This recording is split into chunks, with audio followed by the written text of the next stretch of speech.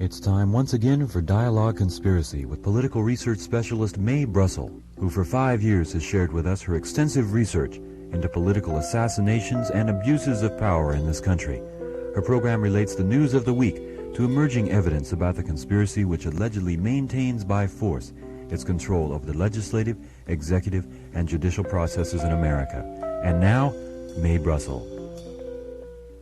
Good afternoon. This is Mae Brussell in Carmel, California. It's January the 10th, 1977, and this is Dialogue Conspiracy number 251.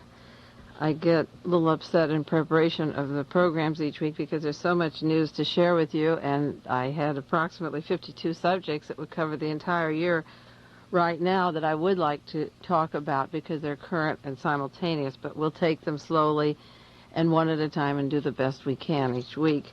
The bulk of the program today is going to be I'll be talking about a new book by Howard Bloom called Wanted, The Search for Nazis in America, and overlay it with the article that I wrote for Paul Krasner in The Realist in 1972, in the summer of 72, called Why Was Martha Mitchell Kidnapped? And I'm going to talk about the Nixon links to Nazis in America, and the theme of what seems to be the overriding theme of every dialogue conspiracy is the Fourth Reich, which has been developing since the end of World War II, and its roots were very deep into the law office of Richard Nixon.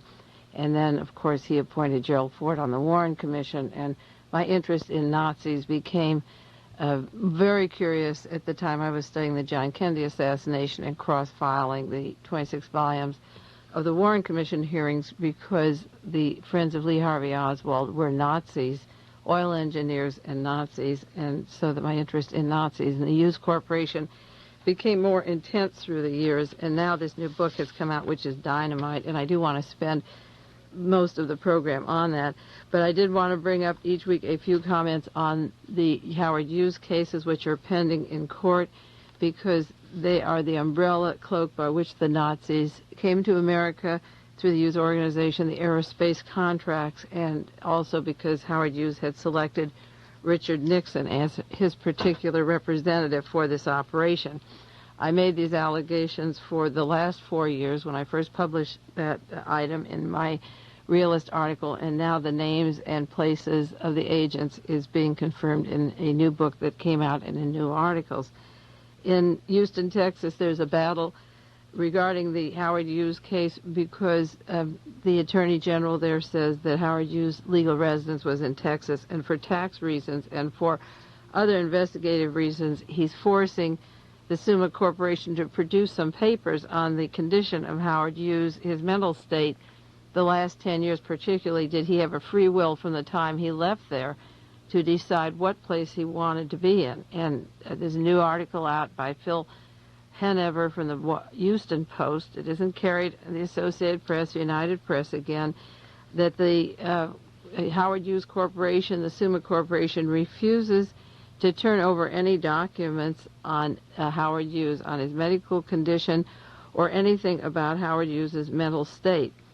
The Attorney General there has asked for these things. The Summa Corporation will not turn them over, and they claim that they don't have to, that they are, again, beyond the law. It seems that they will not turn over any evidence about the Summa Corporation that they need in Houston, Texas, to continue the pursuit to have the case handled there. They also called a man to testify, Mr. Waldron, who has used the Howard Hughes signature for many, many years. There have been forgeries of Howard Hughes, and Hughes has never signed documents, really have not been verified since the late 50s, and again carried in the Houston Post. Mr. Waldron finally, he got a subpoena, and he was hiding away and didn't want to serve, he wouldn't receive the subpoena. He finally was served with one that he dropped, his hands dropped it, and he appeared willingly in court and claims that just a few months prior to Howard Hughes' death, that he saw Howard Hughes sign a $28 million loan in the Texas Commerce Bank, that Howard Hughes asked for $28 million just prior to his death. Now, this is totally inconsistent with the several aides that worked for Hughes. Hughes was incoherent at that time. He's been drugged and literally a vegetable. And the question is, who received the $33.25 million? And Johnny Meyer in Vancouver has evidence that this request for the money was forged and written by an aide of Mr. Hughes named Mr. Holmes. So we're talking about $33 million, $33.25 million that was taken from the Hughes organization when Hughes was literally a vegetable, skin and bones, and totally out of his mind. And the question is, where did the money go? Who signed the name? And Mr. Waldron did go to court. As I say, he dropped a subpoena that touched the floor and said there's some things he wouldn't answer, but they're trying to find out how this loan was procured, and Johnny Meyer is asking Mr. Holmes to testify also because he has a memo that Howard Hughes didn't sign for the loan. Also, some mortal enemies of Howard Hughes, all part of the Hughes organization at one time, have to appear in Reno. This is a UPI story, but it isn't in our local papers, the New York Times or Washington Post. It has to do with that stock manipulation of Air West, and the defendants are interesting. There's David Charney, a Hughes aide, and Chester Davis, the chief counsel for the Summa Corporation, the Hughes Corporation, and Robert Mayhew. Robert Mayhew was fired in 1970 when this person that I say was not Howard Hughes, this double, was flown to the Bahamas, and Chester Davis replaced him and became part of the Summa Corporation. And these three men were working together for Howard Hughes at the time that there was stock fraud and conspiracy and wire fraud in connection with the purchase of Air West Airlines. So the drama taking place in Reno, Nevada is going to be very interesting. They have been asked to appear for an arraignment. The date will be January 14th. That's 4 days from now. So if we could get a live view of these men, Chester Davis and Robert Mayhew, facing each other, it would be interesting. The person who was in the hotel room at Las Vegas, who sent a memo out desperately to Mayhew, get the Lockheed people to send a plane, get me out of the clutches of the Summa Corporation, and it could have been a double line to escape. There was a desperate letter, drop Chester Davis and get me out of here. And before anything could be done to get this body out of the hotel, and that body was under the care of doctors and oxygen and a hemoglobin of 4 and literally a vegetable at that stage, trying to get out of Las Vegas before Robert Mayhew could get in and break through the doors, if he could have at all. Chester Davis and Intertel and a group of former FBI and CIA men swept Hughes to the Bahamas. So in the courtroom will be Chester Davis and Robert Mayhew, and I'm sure that that is the stuff that will make books and plays and movies for years to come. But that drama is unfolding, and unfortunately the people in this country are not getting wire service news on that. And one brief remark, today's paper had an article, the CIA link to the Cuban pig virus reported, and it says that the CIA did make swine flu, that they had killed 500,000 pigs to starve off the people in Cuba, and that the Central Intelligence Agency has been making swine flu vaccine as a weapon against our so-called enemies overseas. And of course, you know, if they have that swine flu, they can make it at home. We mentioned swine flu last year. Follow that, but now the CIA is making it. The big item on this story is that an agent involved in handling the swine flu tells how they passed it to Cuba to kill the cattle. And what I said was that eventually, if we keep up with the Legionnaire disease and the swine flu and follow it closely enough, someone inside those agencies and inside the Hughes Corporation is going to come forward, and they're going to say, yes, the CIA makes swine flu. Yes, it put a toxic poison in the air conditioning ducts where the Legionnaire people died. Yes, Howard Hughes was buried, and that's Vance Cooper buried in Houston, Texas. He will take someone from the inside. In the meanwhile, careful researchers in the scientific and social and political fields have to keep delving into those matters. I also want to bring you up weekly to the Congressional hearings in Washington to open up the investigation of Martin Luther King's murder and John Kennedy's murder. I don't have the news yet today. The vote of Congress was to take place today on whether to give the committee $6 million. I see that the election for this last year cost $72 million to elect a president of the United States, but the Congress doesn't have $6 million to find out who's killing our presidents or our civil rights leaders. The House Judiciary Subcommittee chairman a congressman from California, Don Edwards, is blasting that committee back there. I'm glad to see that somebody else is blasting it for reasons not unlike my objections to it. Mr. Edwards claims, Representative Edwards claims that committee, this is a quote, plans to secretly record the remarks of potential witnesses with the use of hidden body transmitters and then subject the responses to psychological stress evaluation.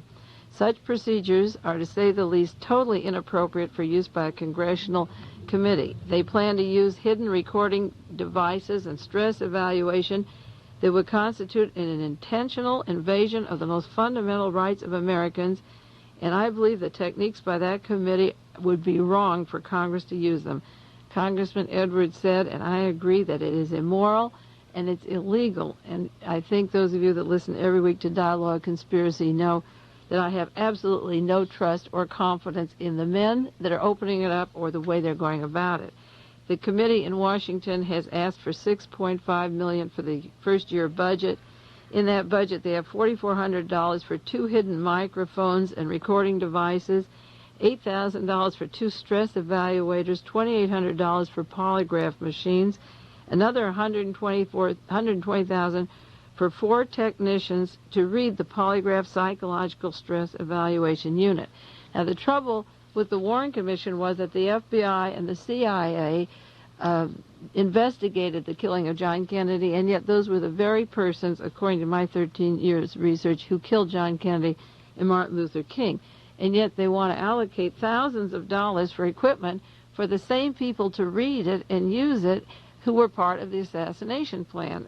A researcher named George O'Toole used this evaluation team. He was formerly with the CIA. He works with Bernard Fensterwald of the CIA. And they want to get this fancy equipment that only the FBI and the CIA make and read, and therefore they can get guilty witnesses like Mrs. Ruth Paine, who was involved in the Kennedy assassination, and placed Lee Harvey Oswald in the Texas School Book Depository, and they can look at the stress evaluator, which is what George O'Toole did, and said Ruth Paine was telling the truth when she was lying through her teeth.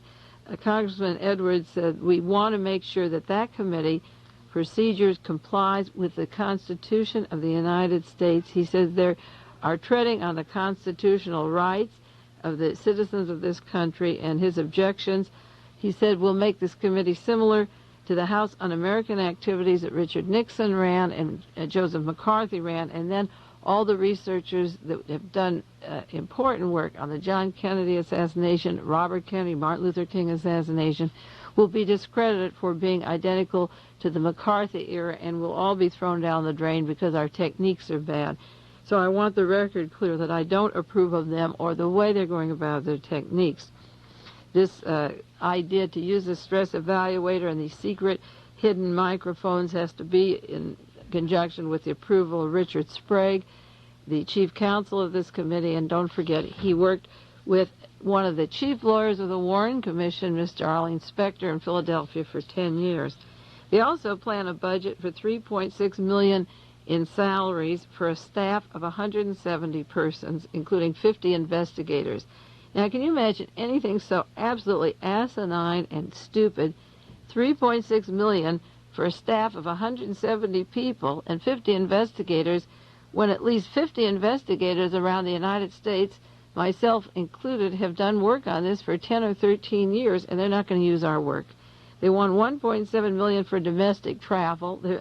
They want $180,000 for international travel. They've already gone down to Mexico and spent money down there when looking for 13-year-old dry leads of somebody Oswald knew or spoke to at the Cuban embassy, if it was even Oswald there, because there was somebody using his name who was photographed there that wasn't Oswald. And they want $425,000 for telephone calls when most of the researchers I know, including myself, are calling them at our own expense. They've also hired 2 New York City cops that were with the Red Squad in New York City, an organization that should itself be investigated, as members of the Warren Commission investigation the second time around. And the whole committee is suspect for many reasons we've gone over on the program. There's a problem now. A gentleman in Texas claims, his name is Richard Lester, that 2 years ago he found a bullet behind the railroad station, and he thinks that it was shot November 22nd, 1963. The FBI said, give us the bullet. We want to test it to Oswald's rifle. The committee said, no, the FBI is under investigation, so you don't have the right to it. So they're having fights back there similar to Representative Pike's committee investigating the CIA last year that took 6 months and used up the salary and didn't do any investigations. They got embroiled in fights, and I don't even think that they need this bullet that was 2 years old. You see, what they'll do is they'll bring in FBI papers, new bullets, new evidence, and instead of using the evidence that researchers have accumulated that points to a high-level government conspiracy that we've done 13 years work with, they don't want to touch that. They bring in a new memo, a new document, a new person who says Oswald's voice was recorded at the embassy. They shouldn't touch the new evidence till every researcher has been allowed to tell what they did, present their bibliography, their conclusions, give them some leads, and then send the team out to it. But they're bringing in a whole team of new people who belong to police departments all their lives, who never believed there was a conspiracy in the first place, and they're going to start from scratch, and they're going to take a few leads, and I think it's a disaster. I don't know what the budget will be voted, but if it were $30 million in 10 years, I doubt that the way they're going about it, they would find it in 10 years, even though the truth is found in many private libraries around the country. Well, now to this wonderful book. This book just came out last week. Harold Blum, he was on national television, Wanted, The Search for Nazis in America. He has a sentence here about Richard Nixon, Herbert Hoover, a man named Mr. Malaxa, and Bishop Trivia. And he said, why did all those Ghanifs happen to get together? Ghanif is a Hebrew word for a thief. How did they happen to get together?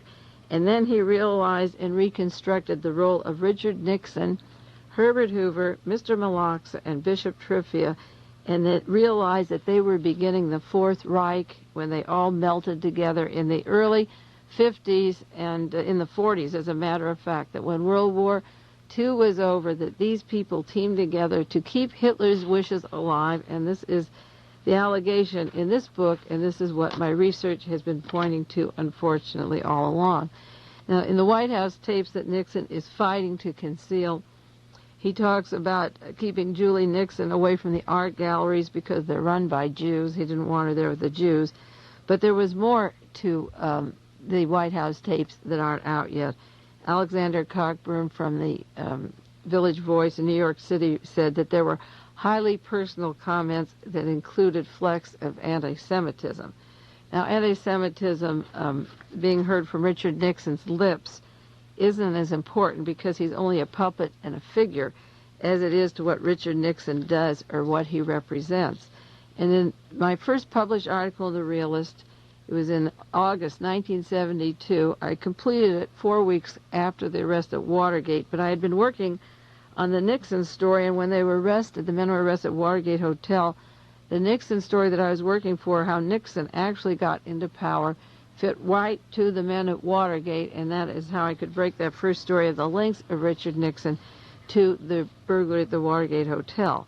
What I said in The Realist in 1972, and I say it again for you today in case you don't have that article and you don't remember it or didn't know that I wrote it, briefly I said Richard Nixon, I'll read it to you from there and then parts from this book that overlap.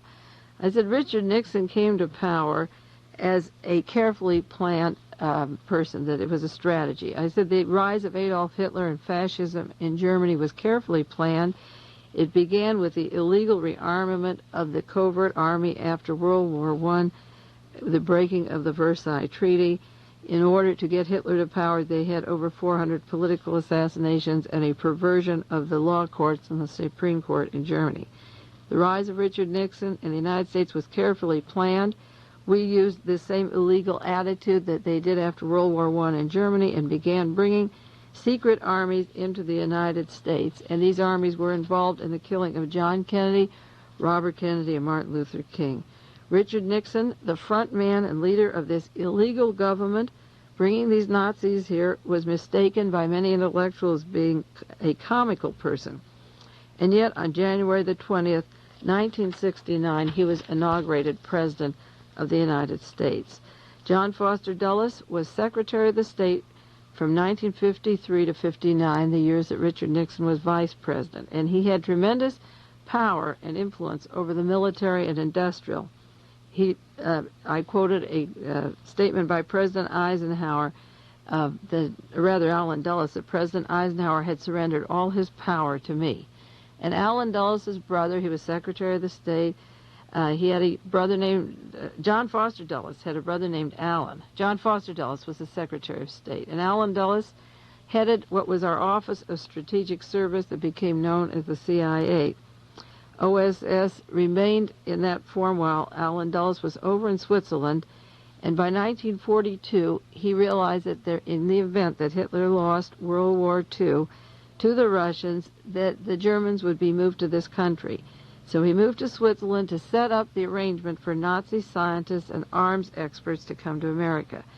And from 1945 to 1952, under an operation called Project Paperclip, 642 alien Nazis and their families came to the United States. They were ammunition makers, war experts that helped Adolf Hitler get the war machine going from the end of World War I, and they were brought to the United States. And the Nazi Empire was sent to Egypt, Australia, and Sweden, and Spain, and to the United States. The combined forces of Reinhard Gehlen, I've mentioned his name on KLRB many times, he was the head of Adolf Hitler's Eastern Division and set up his entire spy system. He took our OSS with Allen Dulles and formed the CIA, so that the CIA that you read about is an exact duplicate of the Nazi war machine and intelligence system. At this time, Richard Nixon, I put in the article, enter Richard Nixon. Nixon was working in the Navy Bureau of Aeronautics.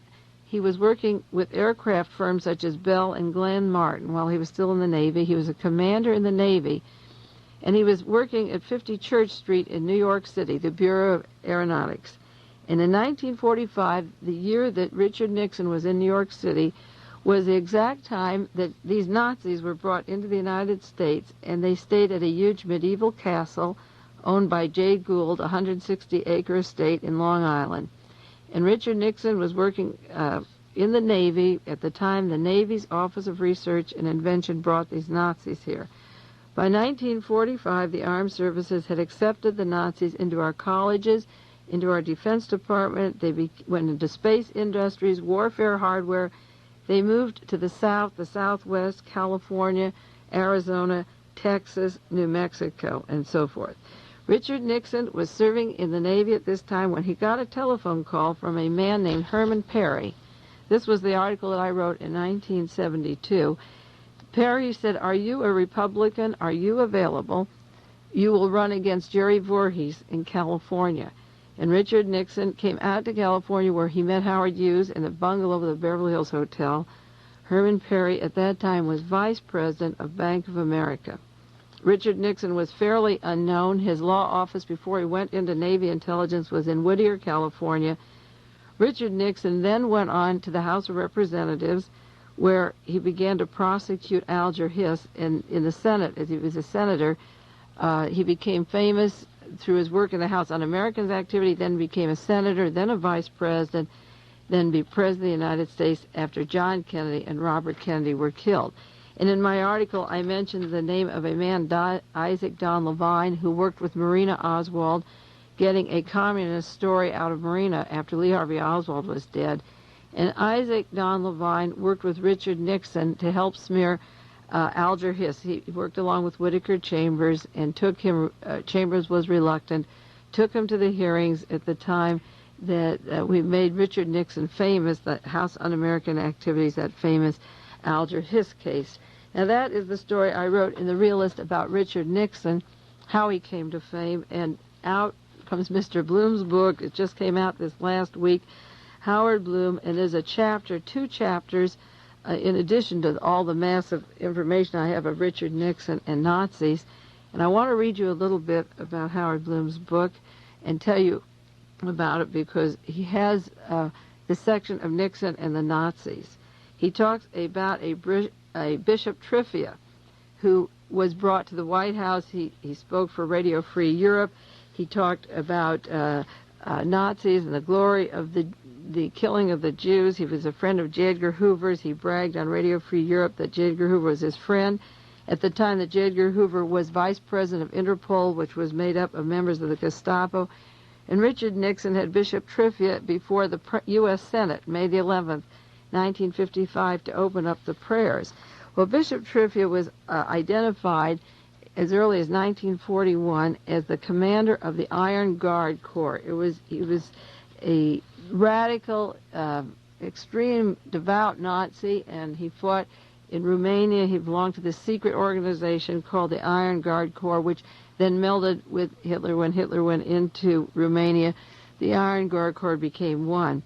And the source of the guns and tanks for the Iron Corps were supplied by a man named Nikolai Malaxa, M-A-L-A-X-A. This was in Romania in 1941. Mr. Malaxa, he was the wealthiest man in Romania, if not all of Eastern Europe. And he manufactured munitions and artillery factories and controlled the steel and rubber in Romania and Eastern Europe. And Malaxa supplied the Iron Guard and the Nazis, and they in turn supplied ammunition also for the extermination camps. Malaxa was a businessman. He was involved in Romanian politics.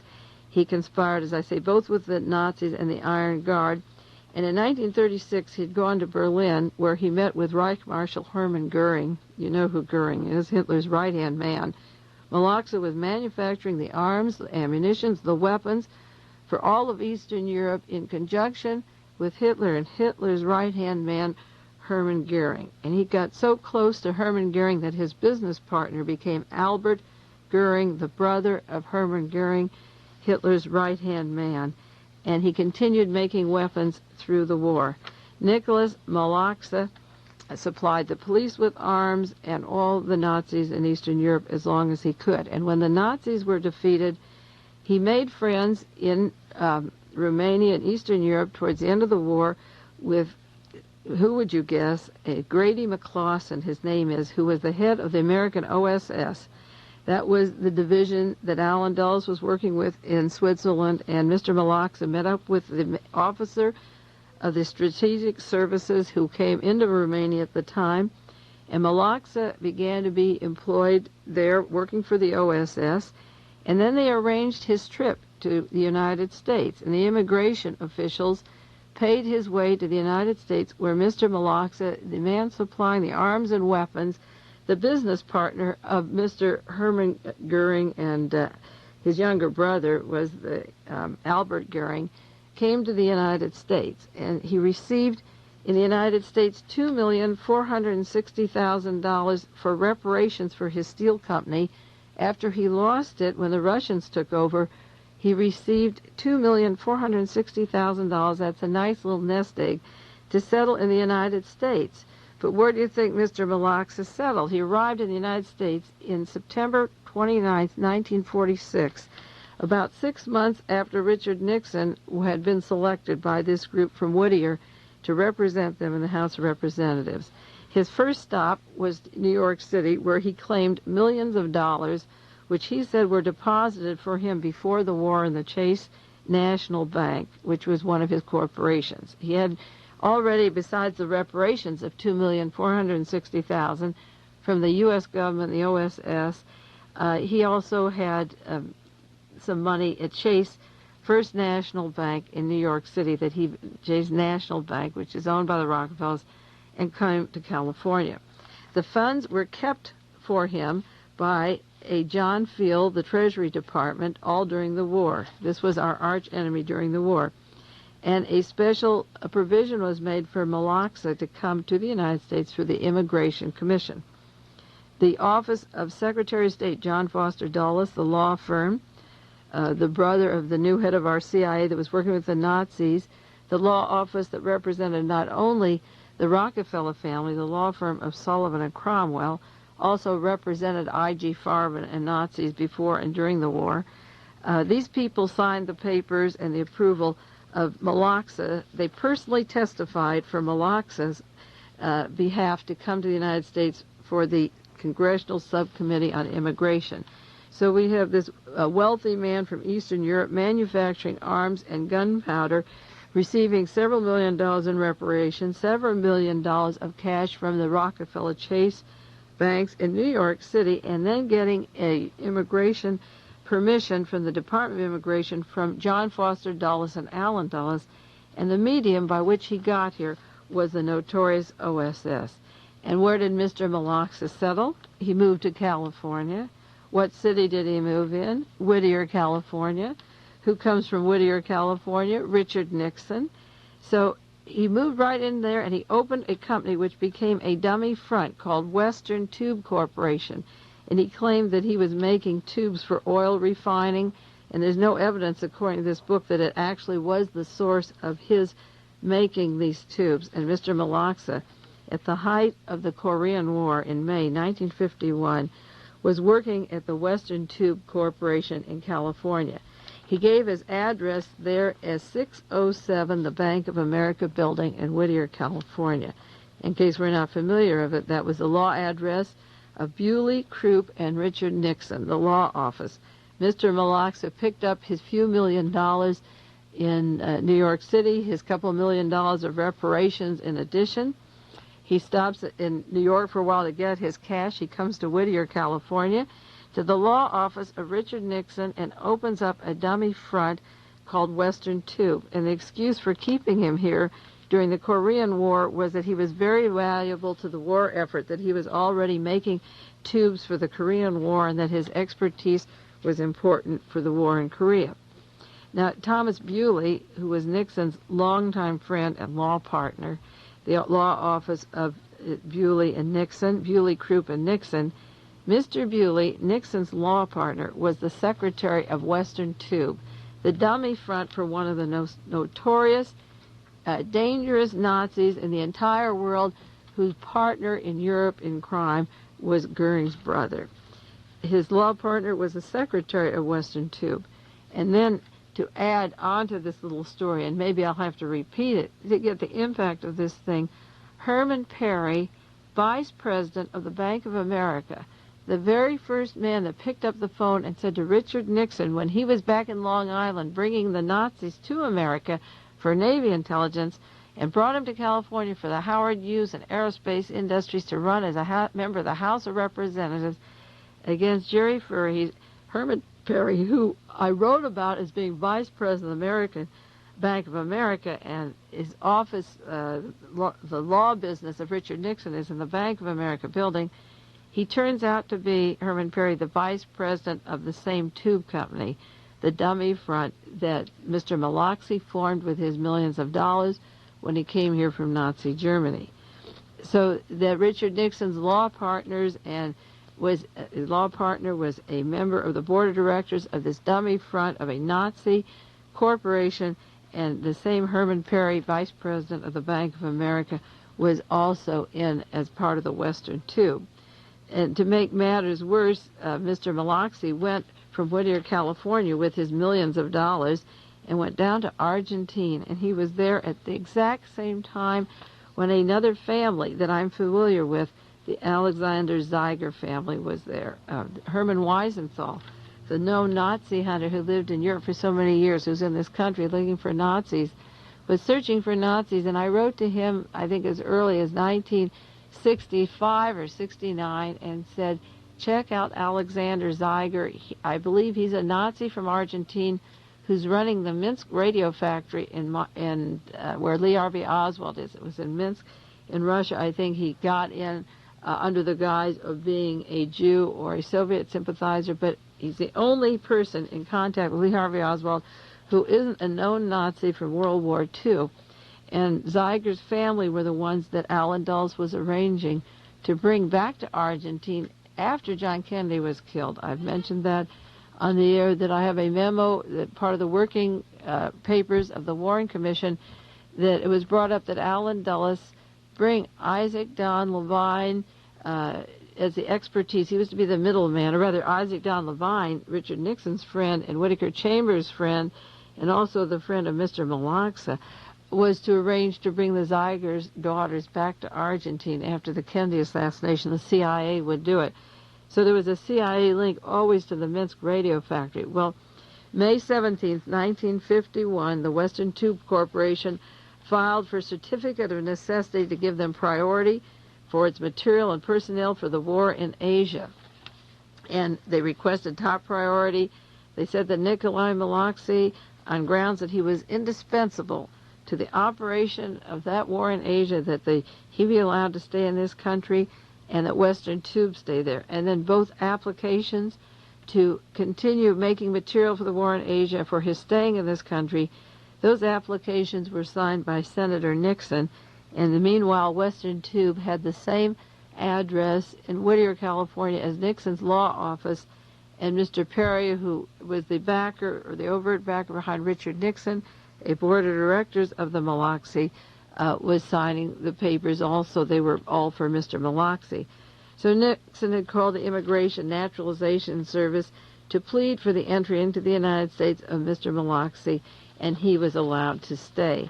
After Western Tube was allowed in the United States, and as I say, it was a dummy front that could be formed with millions of dollars, it was nothing but a dummy front. This book goes on to say there was no reason to create Western Tube.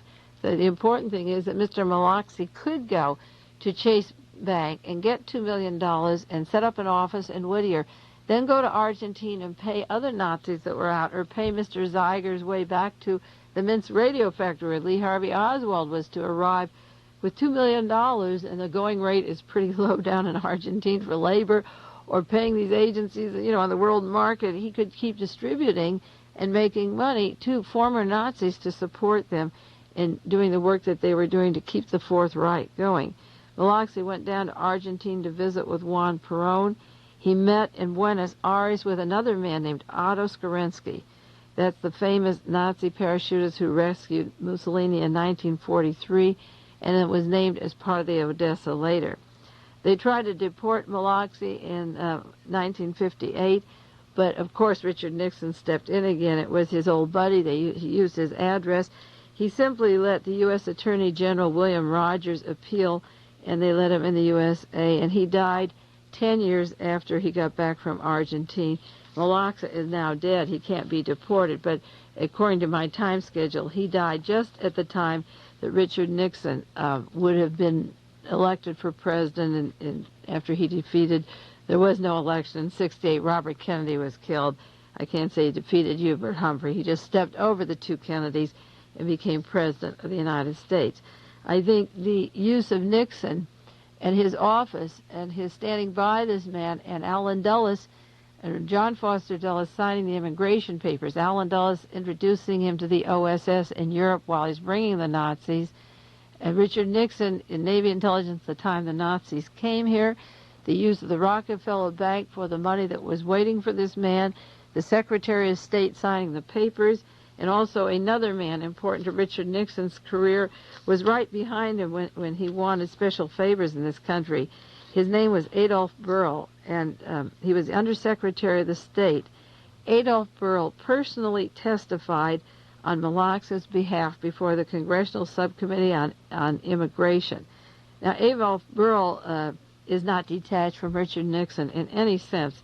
As I say, if you get the book Friendship and Fratricide, the story of Whittaker Chambers and Alger Hiss, that tragedy, and the thing that made Richard Nixon famous as a communist hunter, you find that what we had in the United States was exactly the way Hitler came to power, taking people that were public servants, blaming them for being communists, and the same agents were now working in this country that had worked so successfully to get Hitler in power in the first place.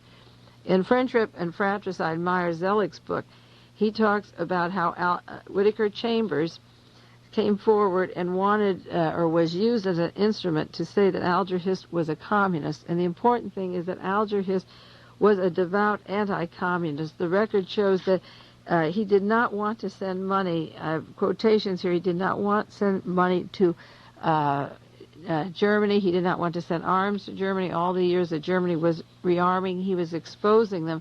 And in the Senate hearings, he was a violent anti-Nazi. And also, Alger Hiss did not support the Berlin Soviet, the Stalin-Hitler Pact. He wasn't arming Russia or the Nazis, but his crime was his antagonism towards the Nazis. And when Whittaker Chambers came to a member of the government, the U.S. government, to start the story that Alger Hiss was a communist, to discredit him, The man he arranged his conversation with was Assistant Secretary of State Adolph A. Burl, Jr., the same man that signed the papers for Mr. Malaxa, the business partner of Mr. Goering, to come to the United States. He manufactured weapons, guns, arms. Eastern Europe, a war criminal that should have been shot and kept there. And I repeat this because I want it to be clear. I don't want to brush over it. This man meets through Alan Dulles of the OSS. An agent is brought to the United States. John Foster Dulles signs the papers for him to come here. Another man who co-signed it was Adolph Burl. Then, when Richard Nixon becomes famous in this case, it's Adolph Burl who also arranged the conversations with Whittaker Chambers that was to make Richard Nixon famous.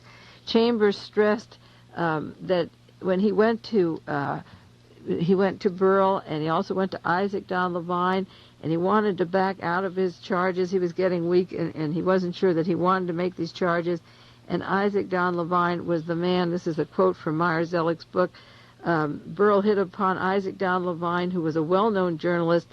Levine was a savvy. He would not blunder, and we arranged the meeting with Isaac Don Levine. Whittaker Chambers was fixed up with Isaac Don Levine, and Levine worked with Burl. From this book again, Levine met with Assistant Secretary of State Burl. That's the same man that signed the papers for Malaxa to come here, who was worked out of Nixon's law office. Having himself committed himself to Levine, Burl did.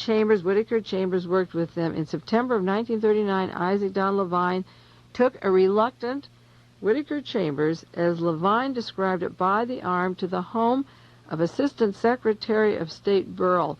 And this is where they cooked up that communist story that Alger Hiss was a communist.